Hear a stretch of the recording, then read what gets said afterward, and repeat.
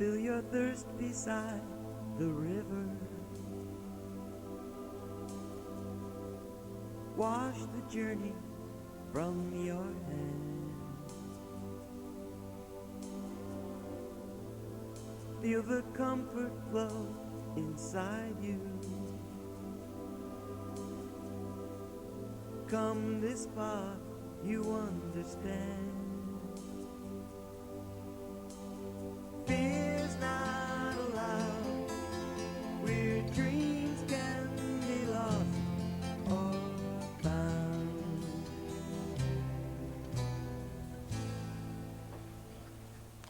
Hello, and welcome to Healing Outside the Box. This is our 28th show. My name is Rosemary Lachance, and I'm a Reiki energy healer. And my name is Traci Crampton, and I'm also an energy practitioner. And the topic of tonight's show is astrology as a tool for healing. And with us tonight we have Dian Bustillo. And let me just read a little bit about Dian's background. Dian is a practicing astrologer and teacher. From her Meriden, Connecticut location, she teleconsults with clients across the country. She teaches beginning astrology and provides teleclasses for intermediate and advanced students. She also lectures for private groups and at conferences in New York, New Jersey, and Connecticut. Her astrological philosophy is influenced by three basics: consistency, simplicity, and cycles.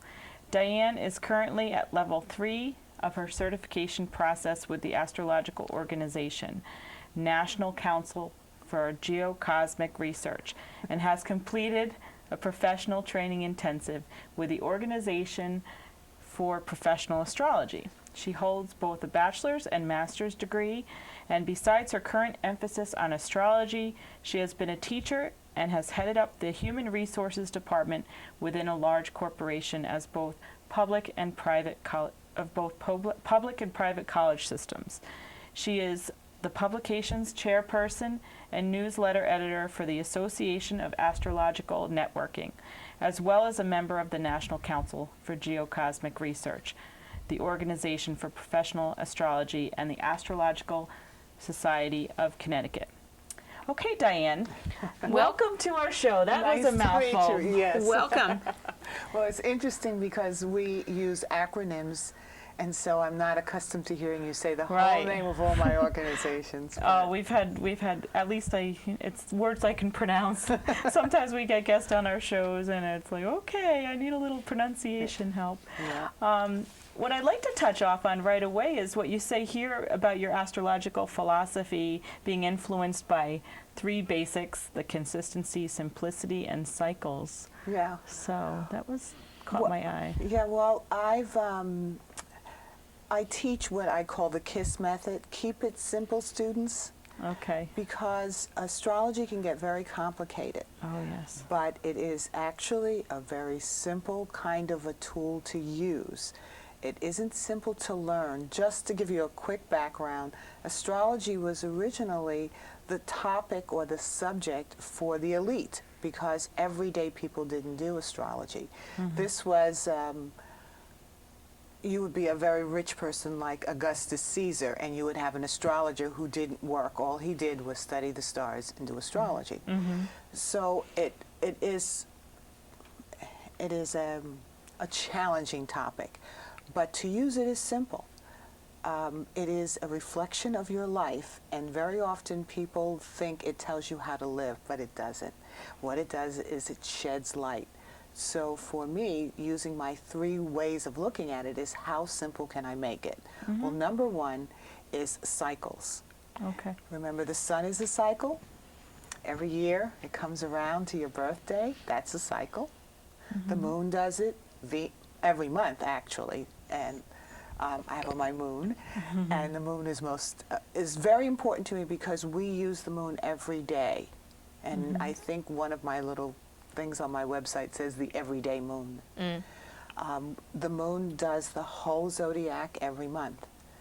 Right. Notice we're just building now. Venus does it in about 18 months or a little less. Mars does it in 2 years. Jupiter does it in 12 years.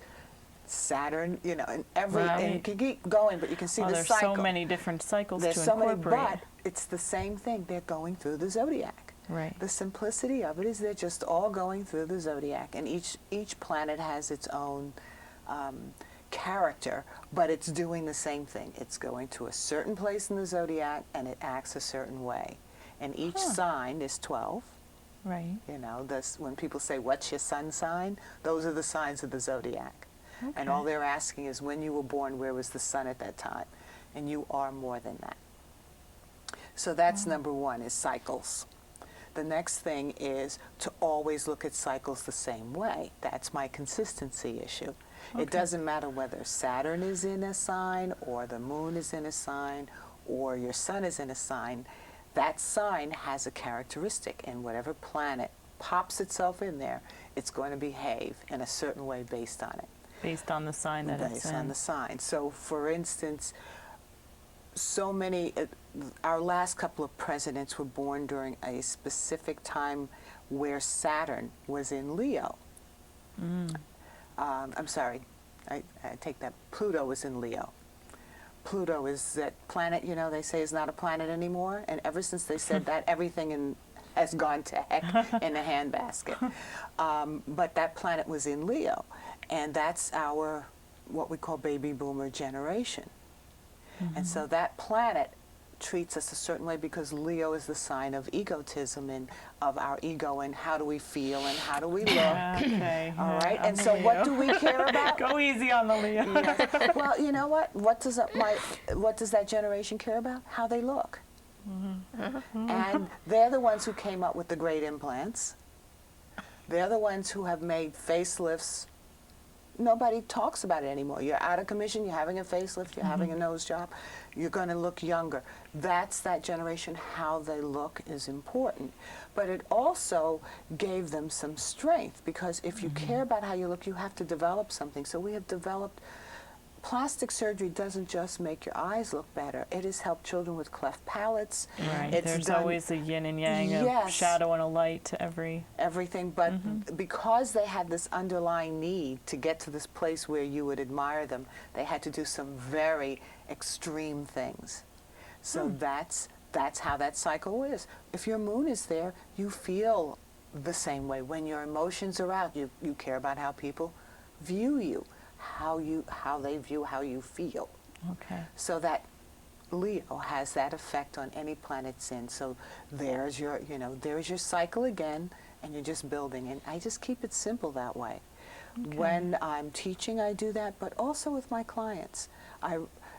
Frankly, even though we're talking about the signs and the planets, I would never even mention most of what I just said to a client. I would just say to them, sometimes you're a little upset over how you feel, and you think people are noticing, and they embarrass you. Well, their moon is in Leo, and so I know that how people treat them and how they feel about and how they react about that feeling is the moon in Leo. They don't need to know that the moon in Leo does it. All they need to know is how they feel. And when I say that, I shed the light and I turn on the light for them to see what they already know. Because we all know our charts. We all live it. We all know it. We just don't always see it. It's like it's in the dark. And an astrologer's job is to turn on the light so you can see what it is and decide how much of it you want to do. You don't have to do any. The thing that I wanted to bring up right in the beginning is the fact that a lot of people think they can pick up a newspaper or something Right, and read their for horoscope for the day. guide And I them. know that that's so generalized, it doesn't make any sense. You have to have your horoscope charted, right? See where the planets were and so forth to get your characteristics of how you are, right? Yes. That's what tells. I mean, a There's Leo may lot be a more than Leo, just that right? sun sign. Yes. Right. Well, I always, when I first start with very new people, I'll say to them that if you were born on the very first day that the sun went into your sign, like the first day that the sun went into Leo, or the first day that sun went into Aquarius, or the first day it went into Taurus, you'll probably find that that sun sign column hits the mark for you all the time. because there's only one person who can have that experience, and that's the first one.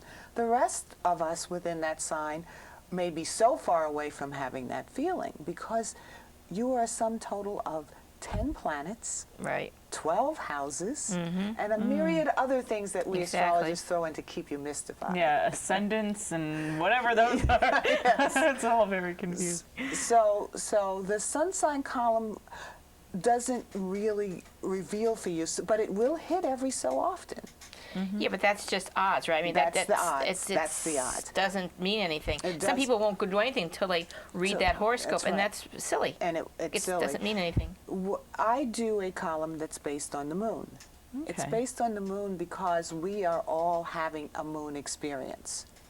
The moon is in a sign, and we're all sitting in the room. Now, I realize that today may not be an Aquarius moon for everybody. However, right now, as you and I are sitting in this room, in this program, the moon is in Aquarius. So, what is our group experience? Because the moon is a group experience. The moon is one of the first planets men knew about. Or shall I say man? I mean that in the general Yeah. humankind. Humans. Oh. Because the moon came up, it came down. It, women's cycles, The tides, yeah. the tides, the crops, everything came from that moon. So we all feel it. We get a little jittery. Our equipment doesn't work. We all have these experiences together. You are angry, and you go up to the woman who's checking you out with a puss on. So guess what happens? She's already a little angry. She's got a puss on too, you know, and the Yeah. two of you are there, and you're wondering why she's so unpleasant. After all, she's being paid. She feels the same way you do. The one thing we're all having is that same feeling. Same moon experience. And it's one we can actually identify. The sun is harder. It's just harder because the sun is not feeling its ego and its outward appearance, and it's something different. The moon, And we though, speak more of the sun than the moon when people speak of astrology. yeah, and because its the influence. first thing they do is they sit down and say, "What's your sign?" Right. And they go, "Well, you don't look like a Leo. Well, you don't look like a. Well, you don't. Well, guess what? The sun does not describe what you look like. Right. All right. Or how you react emotionally, because Yeah. that's ruled by the moon. But more than that, in an astrology chart, the sun does not indicate what you look like. Your ascendant indicates more of what you look like. And what is an ascendant? Because Okay. I always Yes. confused by that term. Yes, well, you called it rising sign. Right. Okay. The sign that was on the horizon at the moment you were born. That's why it's important to know what time it Oh, was. the time when they asked The you planet time. that was on the horizon. Oh, No, no, the the sign. sign. The What does that sign. mean, the sign? Well, the zodiac goes through, shall I say, the Earth as it's revolving during the day, because, you know, it turns totally around to the sun, you know, goes through all of the zodiac. And so therefore, the zodiac sort of goes this way around the Earth. And every minute on the horizon, something is coming up. Now, you always think of Okay. horizon as dawn, but the horizon is just this level place, you know, horizontal. And right there, and the zodiac is going around. So the first one that comes up, this time of year, we're in the sign of Scorpio. Scorpio is the first sign of dawn. Okay. And then behind it comes Sagittarius. And so by the time you get halfway around the day to the evening, Taurus, You're halfway through the signs. yes, okay. Taurus is now coming up on the signs. So every day it goes around and around, and at the moment you're born, there was something there. Ah, good. I never really knew what that meant. So Yeah, now, Neither. Yeah, it's just the sign that's on the horizon, and that's why it's important to know when you're born, because let's say you say, oh, I probably was born about 9 o'clock in the morning. Well, 9 o'clock in the morning could mean that, you know, you have Scorpio on the ascendant, and then it turns out it's 9 o'clock at night. Oh, you have Taurus on the ascendant. Yes, You have something totally different. Or it was really 2 o'clock in the afternoon, which is something totally different too.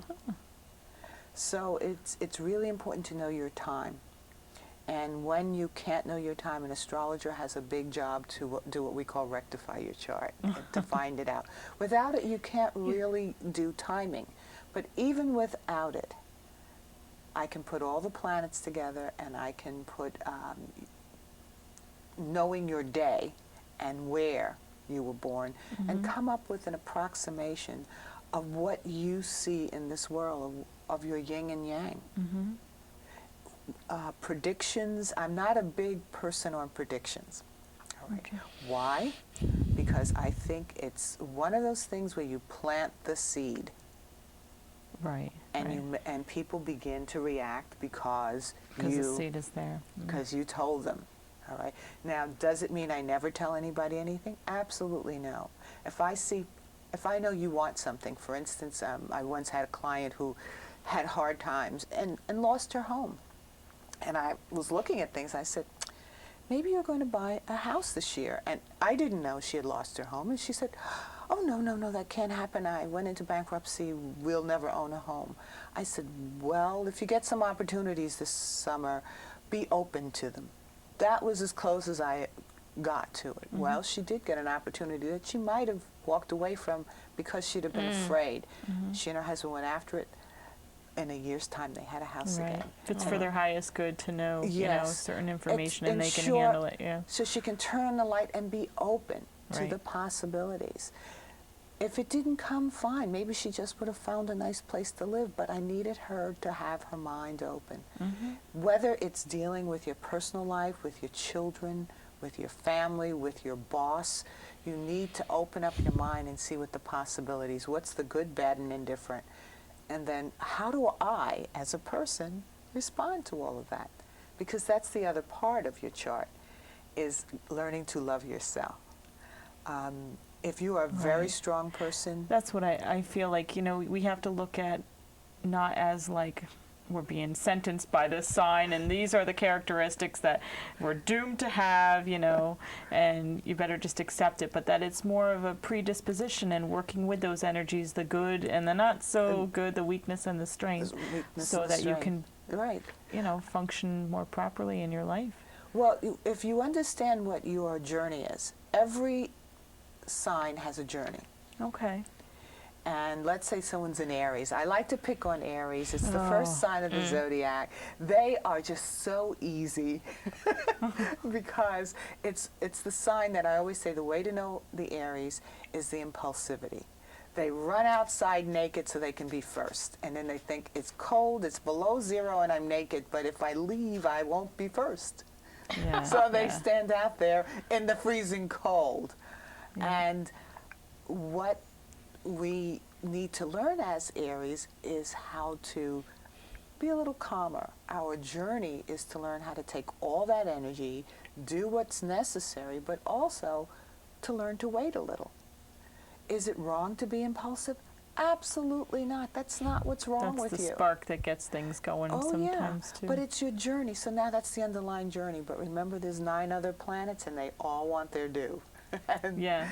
plus, you have an ascendant, so you go on your journey, and you do some things well and some things not. And you know that some of the reasons that I don't do this well is because I'm impulsive. Some of the reasons why I think so quick on my feet is because I'm impulsive. The same thing. Yeah. But different results. But if you understand it, you can say, well, I think I need to pick something to do that relates more to speaking to people because I'm quick in my brain. Or like generating ideas. Generating right. ideas because I know how to use this energy.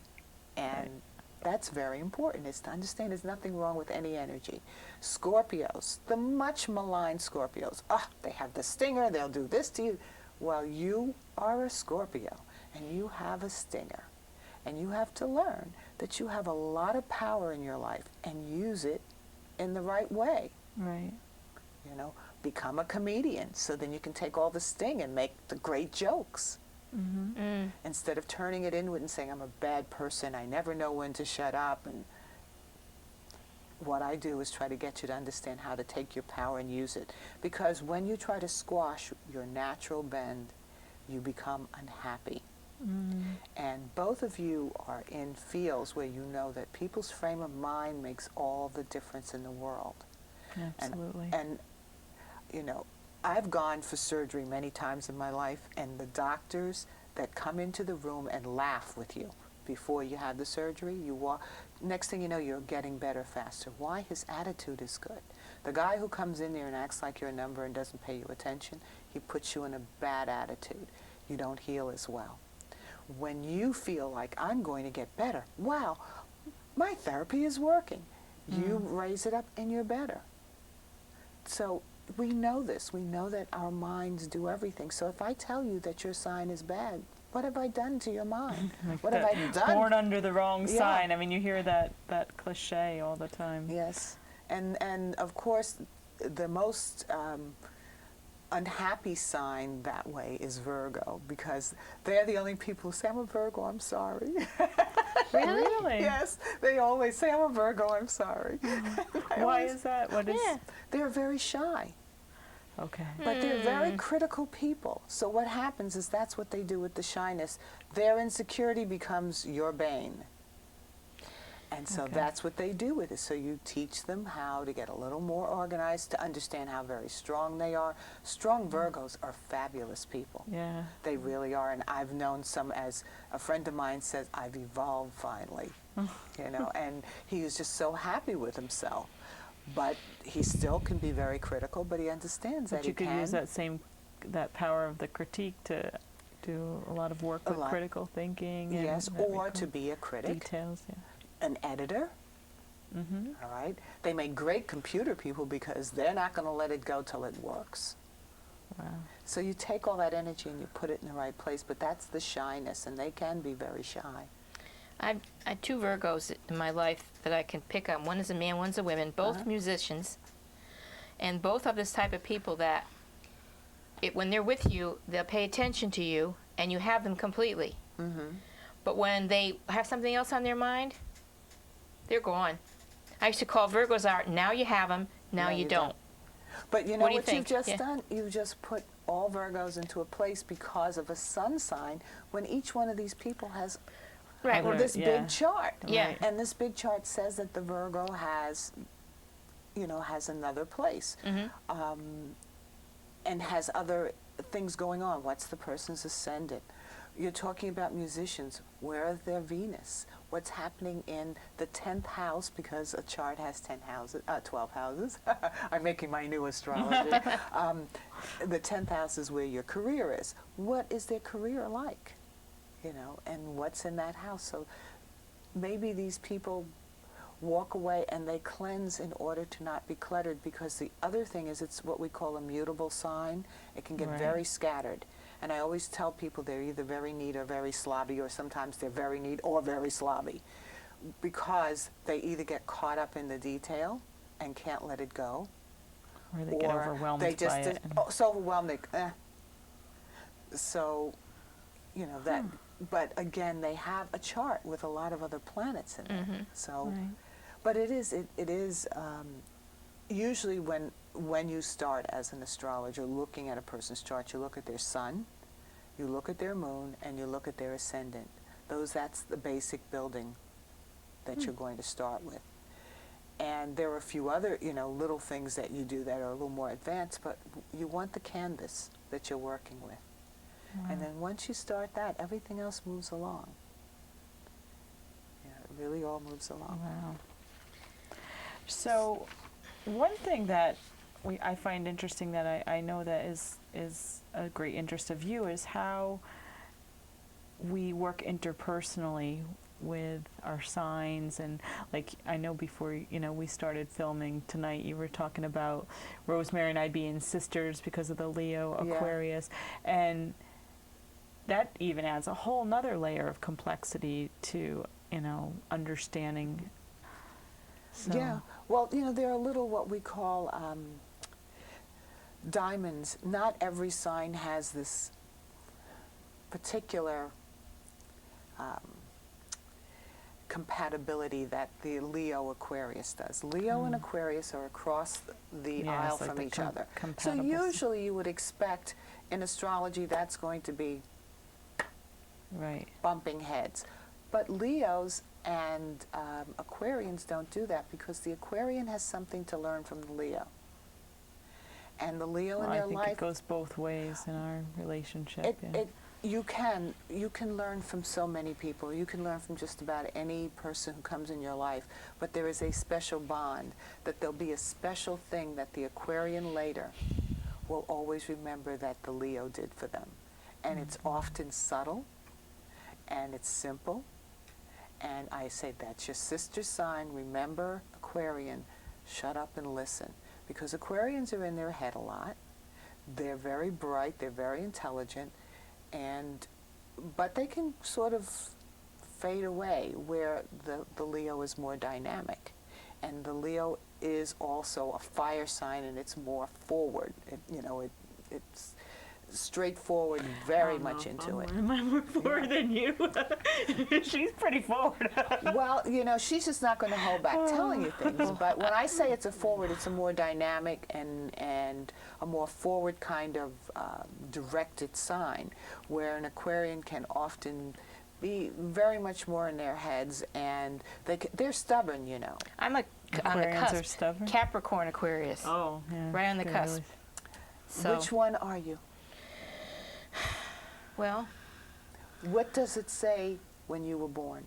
what do you mean? What does it say? What sign was the sun when you were born at the time? You Sun have your was- time? The sun. Yeah, the sun was Aquarius. Okay, let me stop there, because a lot of people talk about being on the cusp. There's a lot of stuff on the cusp. I was born very, very close to being Capricorn, but you weren't. Spiritually, you were born when you were supposed to be. Oh yeah. And it puts you on that journey. No, you're not a Capricorn Aquarius. You are an Aquarian. Oh, okay. But Aquarius, Scorpio, and I can't think of the other sign. But Aquarius and Aquarius and Scorpio have two rulers, and the old ruler of Aquarius was Saturn, which also rules Capricorn. So it's why you may feel it.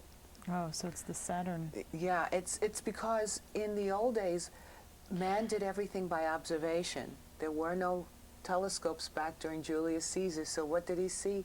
The farthest planet we could see with the naked eye was Saturn. So every sign was ruled by one of those. And when we came up with Uranus, Neptune, and Pluto, Uranus, Neptune, and Pluto, we now had new planets to rule some of the signs, so they're not all sharing a planet. So who got those? Aquarius got it, Scorpio got it, and Pisces got it. So therefore, it's very important for you to know that there may be another planet for those three signs that affects you a lot. But you are where you are because you have to know what your actual journey is. You can't be conflicted in your journey. You got to know. So if you're an Aquarian, your journey's Aquarius. Okay. Oh, okay. And so how much of an effect does the rising sign and the moon have on you? Okay. Because The rising sign is what we call your mask. Our journey is a very raw journey. It's almost like being an animal with your body cut open, and you're trying to get somewhere, and all your entrails are there. You've got to protect yourself. And so what do? You put fur on the animal, and it closes the body. Well, when that body is closed, the fur is what people see. They don't realize that underneath, this animal is pretty vulnerable. All right. Well, that's what that ascendant is. It is the mask you wear on the journey. Most times, that's why people say to me, "What sign do you think I am?" And I look at you, I don't know. I'm not seeing your sun sign. What I'm seeing is your rising sign. I'm seeing what you put in front of me. Okay, the mask you wear is okay. The mask you I understand wear. from that's what point that of view. is? It's to prepare, it's to protect you. Now, sometimes you don't have too much protection. If you are any sun sign and it's also your rising sign, what I see is what I get. I have no protection. When you see me, you're seeing it all. It means that my life's journey is going to be a little It's an more open difficult book, yeah. because you see my journey more often. I don't have any protection. So Didn't if know you're an that. Aquarius, let's say My you're rising sign is Capricorn. with Capricorn, so instead of being So all that's why crazy you and get airy, more- you have this Yeah. this Capricornian kind of responsibility. Aquarians, no matter what anybody says, they're not all that responsible. They are interested.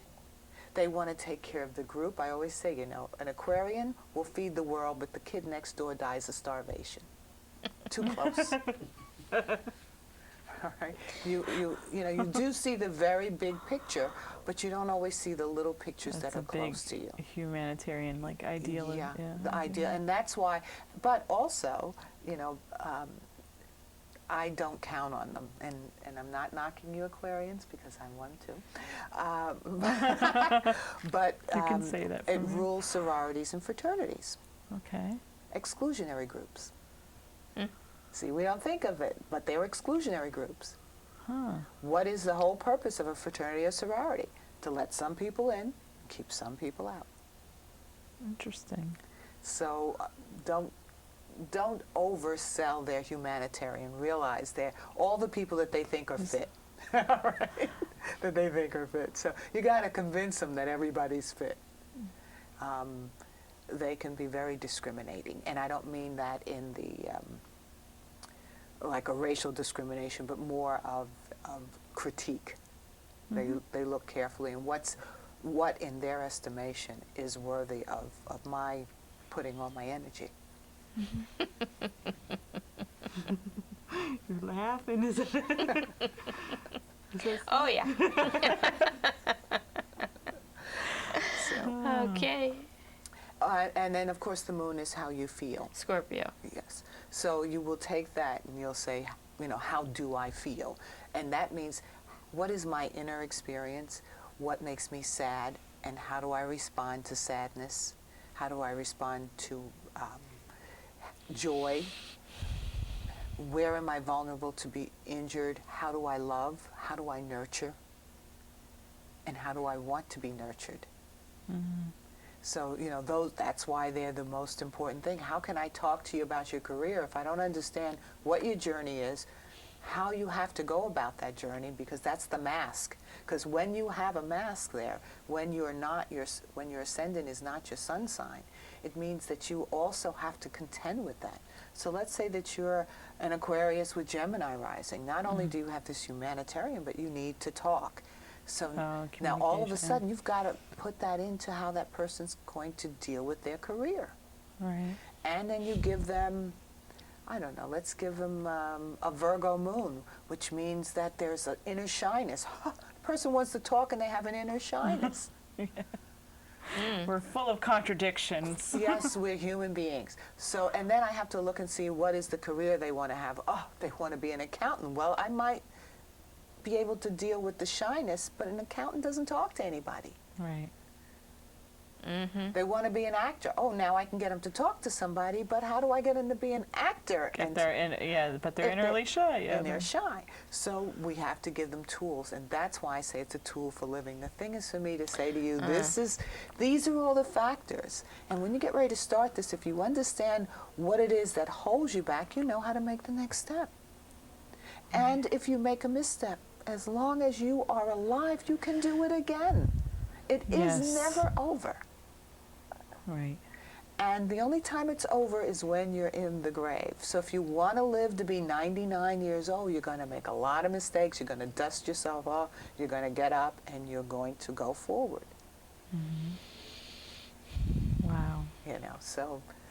And by the way, I'm a great proponent of living, and if you have any years you don't want to live, just send them my way. I want to be here. I think like we just had like such a great time from Kennedy to now. I can't wait to see what's going to happen. Oh, I next, know. Amazing you know? changes. I had an aunt who died in her late 90s, and she saw everything from starting out with a horse and buggy to those first plane rides, to being able to jump on a plane herself and go places she wanted to go, to cable television, to computers.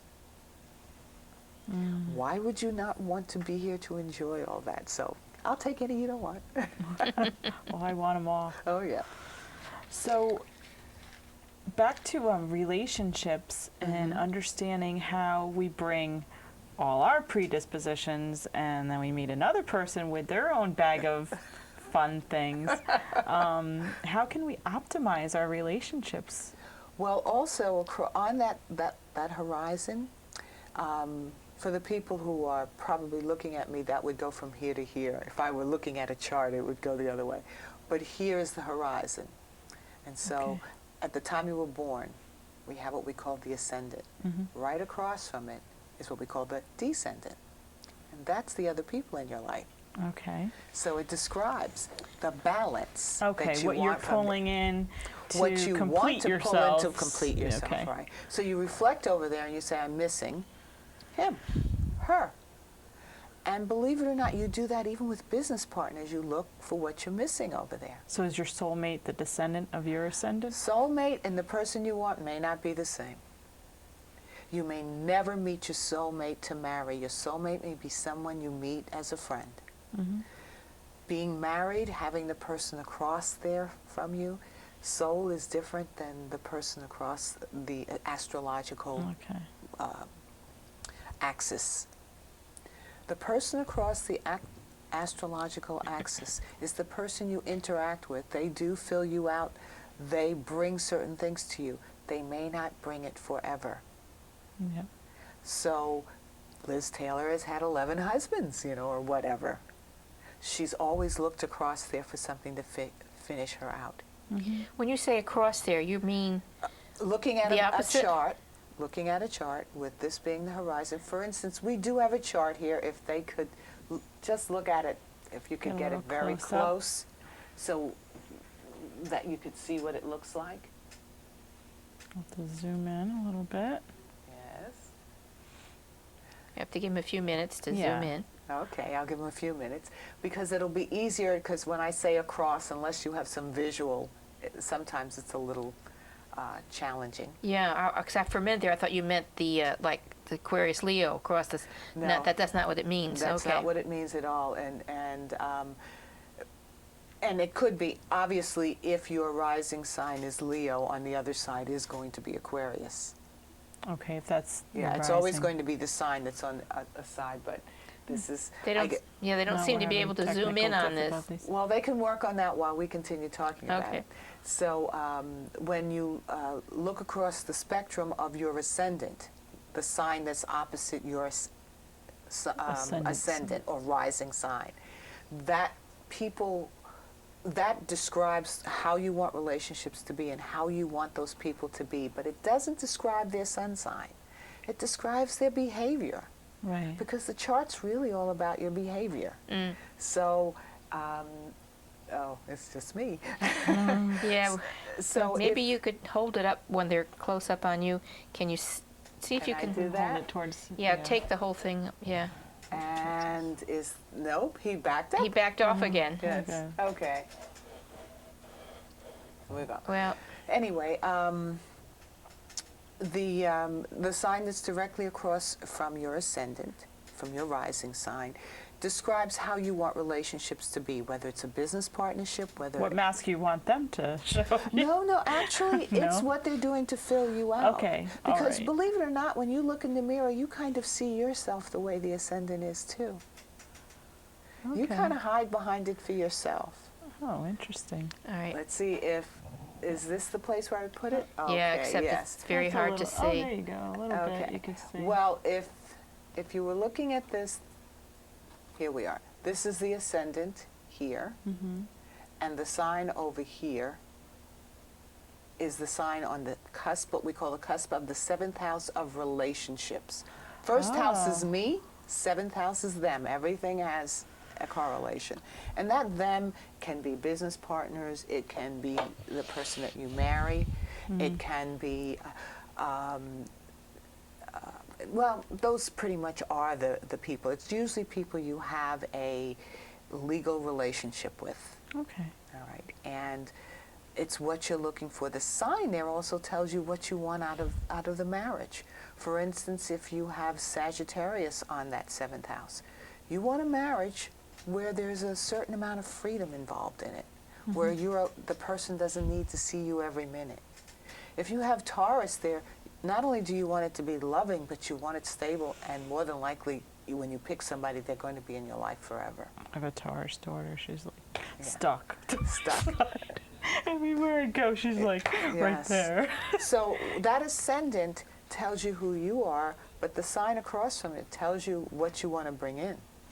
So if you're, like I said, if you're a Gemini rising, you're all out there, your head is all, your hands are going, and what do you want on the other side? You want somebody who gives you some freedom, who's also a little wild and open, but who's a little steadier, Okay. because that is going to be a steadier sign, Right. Sagittarius, than Gemini, because Geminis are like crazy little children. When I've read books about, say, what signs are good for me, I find that it really is true when I meet different men that's really true. That's and because, it works out like that. And like you said, the soulmate may not be incarnated even right now with you, so you don't know. But the different ones, it's true. I can almost say predict if it's going to work or not when I listen to what the sign is. Yeah, because they're resonating.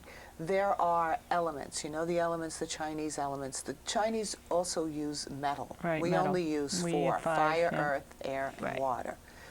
Well, there are resonations with that. Fire and air signs resonate with each other. So if you're Yeah, a because fire the air sign, will ignite the fire. Right. Feeds the fire, or blows it out if it's too strong. sometimes, or it feeds it if it needs to grow. But Right. more than that, they actually are compatible, air and fire. So what'll happen is you will have mostly air and fire signs if you're an air or fire sign. The same thing with the earth and the water. They will tend to come together. Does it mean that an air sign can never be with an earth sign? Absolutely not. No. What if you have two of the same signs together? Is that That's always very interesting. dynamic, or is it It can be. is it harmful?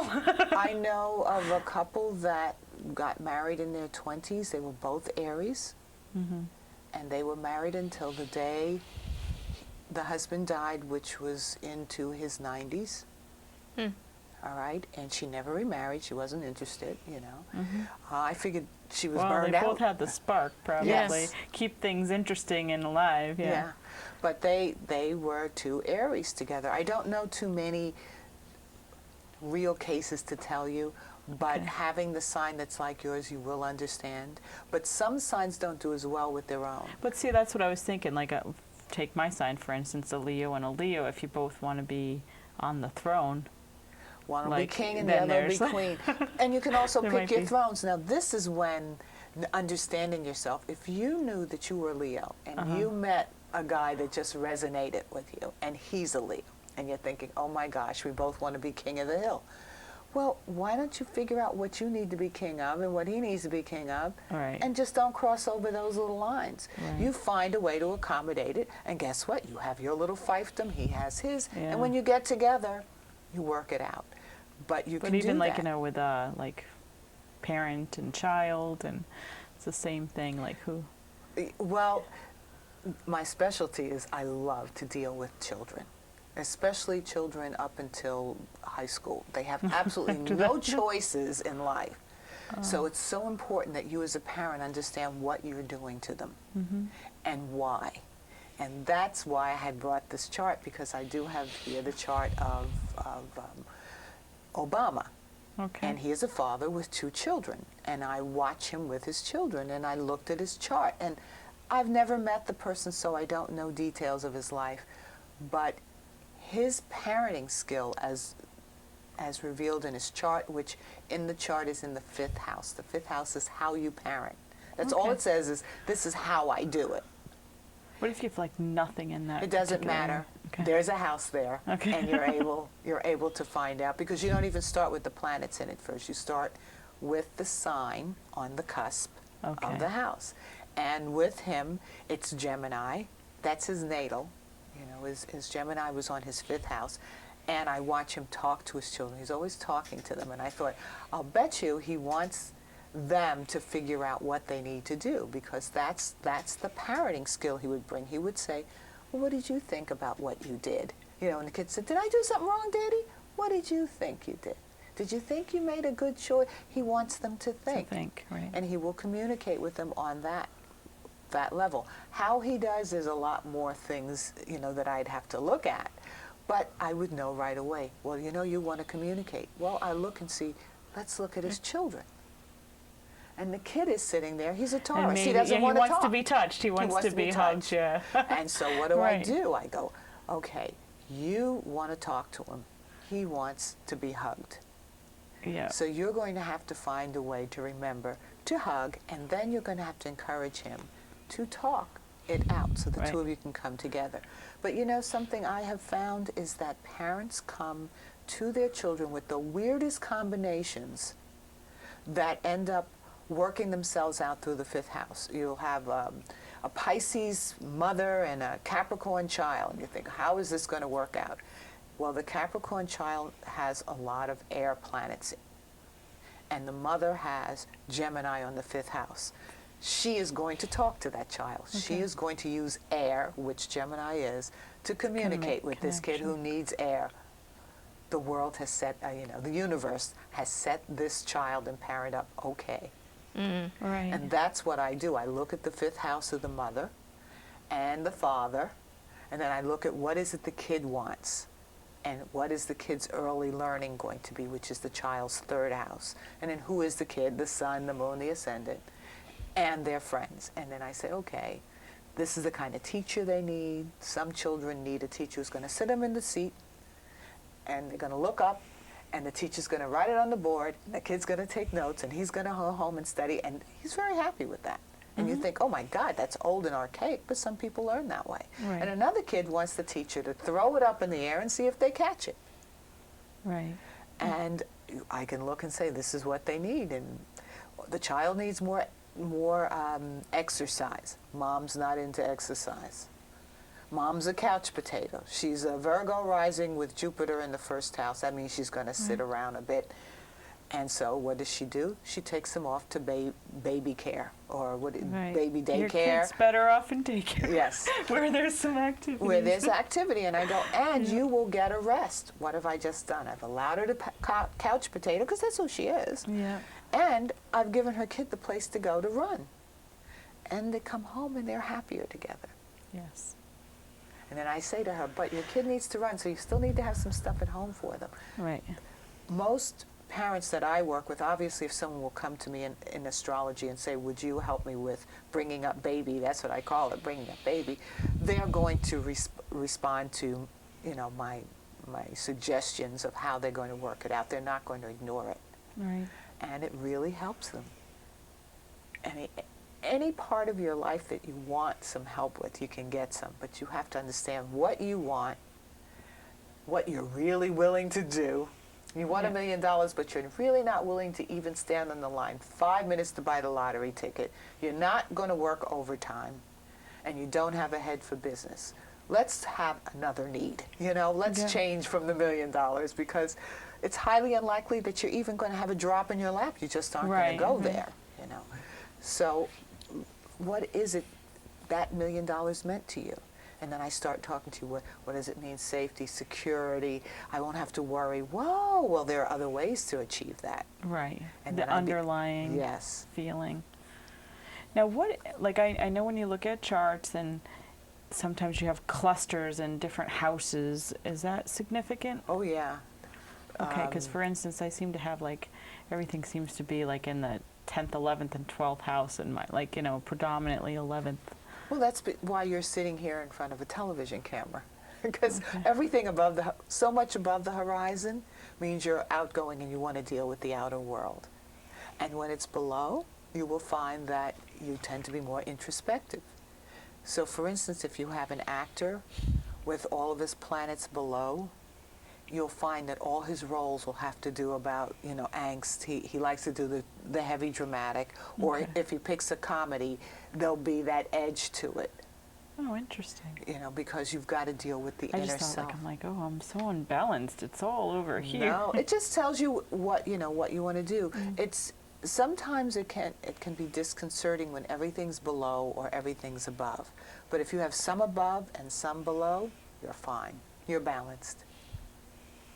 To look at it again. Yeah. You would be surprised, but it's according to what your mission is. Some people have very tight charts because they have a focus and something to do, and they need to do it. And that's what you have to do. You have to find out what it is, and how does my chart support my life.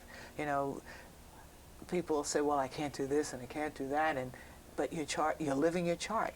Learn to be happy. If you can get joy into your life with what is going on in your life, it just gets better. And it's the half full. You know, you can Right. look at the glass and say it's half empty, or you can say it's half full. But if it's half full, you only see what's in your life from a positive point of Right. view. So even the difficulties become lessons, and you Oh, learn to yeah. have gratitude for them. You know, you'll have someone who gets sick. Poor point of view, I don't know what's wrong with me, I'm never well. You have the other person said, oh, I have such a great constitution. Somehow or other, I catch things, but I get well. Mm-hmm. Both of them got well because they're still here talking to me. But one of them looks at it as half full, and the other one is half empty. Mm. And that's what you have to understand, you know, that you've been dealt these cards, and it's only if you can feel good about the cards. So you have to figure out what it is Right. that's there. And I say get away from the dissatisfaction and get towards the satisfaction, the happiness. You know, there isn't anything you can't overcome if you understand where you're going Right. and you feel good about how much you can do, and you understand where your limitations are. And doesn't mean that you can't do things. I try not to tell people you're not going to Right. accomplish. It's not like if that's their dream, and even though it doesn't seem like it's lined up with their The thing is, predispositions. why do you want the dream? Because if you, it's like the person who wants the $1 million isn't doing anything to get it. And it turns out it's only because it represents something. If you can Right. figure out what it represents, you have another way of getting where you want to go. And being, you know, and having some joy. Because to me, it is all about the joy. Yes. You know, and in fact, sometimes when the planets aren't going well in my column, and I know I have to write things about it's going to be a difficult day. Mm-hmm. We have weeks where at the end of the week on a Friday, my column will say TGIF, you know, Yeah. because I know that it's been a tough week. I still feel like I don't want to make people feel like they're not going to make it, but yet I know I have to let them know you're going to have challenge after challenge this week. It's like that's just the planetary alignment. Yeah, I have a war with Saturn. I like feel like, or, well, I guess because it just keeps you there, trying to teach you over and over again. Yeah. You're like, okay, I don't want to stay in this spot anymore. We all have a war with Saturn. Its job is to teach us, and it is, but it's the kind of teacher sort of walks up behind you and goes whap on the back of the head and keeps moving. Mm-hmm. And it comes back 7 more years and it whaps you again. Mm-hmm. It's not the kind of planet that just beats you and beats you and beats you and beats you, but it just, every time you think the headache is over, it comes back. Comes back around. But you know what? When you learn the lesson, it stops. Yeah. And it's one of the biggest cycles. If there's no other cycle to follow for you as a person, is to follow your every 7-year cycle. When things happen again Yeah, and again. that's when they say like the lessons every 7 years. Yeah. You get that lesson. And that's where the Major. 7-year itch comes from. Mm-hmm. The first cycle is at 7 years old, and what's the first thing you do at 7? You go to school and you leave your poor mother crying. And then you get to 14 and you tell her where to go and what to do when she gets there, and you leave your poor mother crying. You know. And then we get to 21 and you get married and you leave your poor mother crying. Go to the bar and you get in a car accident. Yeah. You leave everybody crying. And then you get to 28. Oh, you're funny tonight. All right? And you've been married and you've decided your husband is boring you and you leave your husband crying. And then you start the cycle again. That's just when I did it. Yeah, and we do it, and there is a companion cycle with Uranus at 42. We call it the midlife crisis. And what I have found is at 42, men lose the hair, and they get a car that blows through their ball. And they get rid of their wives, and they get a cookie. And they sit her on the seat.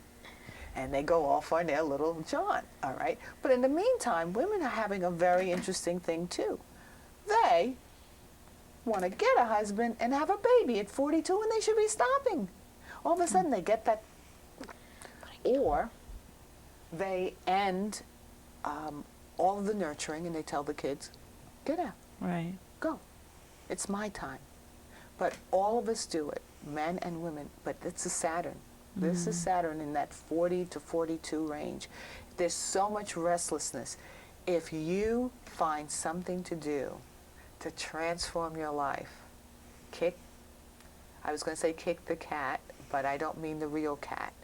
Get a stuffed cat, kick it, because you shouldn't kick animals, but kick the cat, get the energy out, then find out what it is that's got you so pent up, and then move I forward. think it's like a catalyst. People need to stir their lives up again, and sometimes we take it in dangerous directions. Yes, because of dissatisfactions. Even when you've done everything right, Uranus is there at the same time as Saturn. And Uranus is the planet of unrest. So you've got to feel it. And that's when you know you're alive. That is really when you know you're alive. And you know, a lot of people don't feel that's a good thing, but I do. I'm so convinced that you should always know you're alive. Yes. It should be prickling all the time. Well, people can come to you and get charted Yes. and find out you have, I see through this, you look at your health, healing, personal, emotional needs, everything. Yeah. So that's excellent. Yeah. We have just maybe half a minute. Is there anything you want to say, leave the audience with this half minute? Yes. Don't let anyone tell you you're your sun sign. You're so much more. And you should live in joy. That's it. That's Excellent. Yeah, that's it, because joy is everything.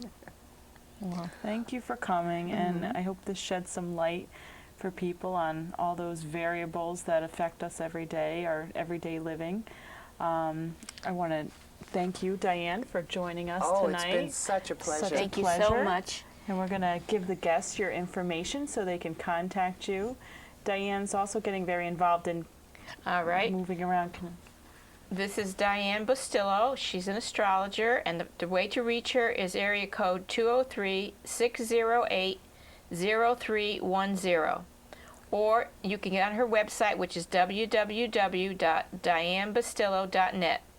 And her email address is diane@dianebustillo.net. Right. Or you can The just phone say number again contact me. is 203-608-0310. Right. And on her website, you can also just get some of her event listings. So whenever anybody asks you, what's your sign now, you know that there's a lot more to it than just that. Yeah. Answer, I'm more than my sun sign. That's right. That's wonderful. Okay. Now to contact us, you can contact me, Rosemary, at 203-627-7966, or Traci, my sister here, at 203-232-3405. And you can email us your questions at healoutsidethebox@yahoo.com. For show schedules, you can visit www.rosemarylachance.com or www.entirebeing.com. We have a Okay, now I'm going to read you the quote that we have for tonight from our Book of Courage. And it is, nothing occurs by accident and there are no coincidences. Our lives are divinely designed for and by each of us to get exactly what we need to support our own evolutionary process.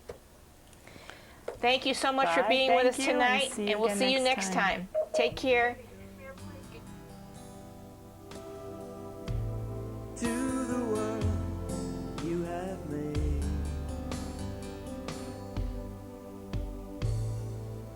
always know you are the vision. See the truth, darkness fades.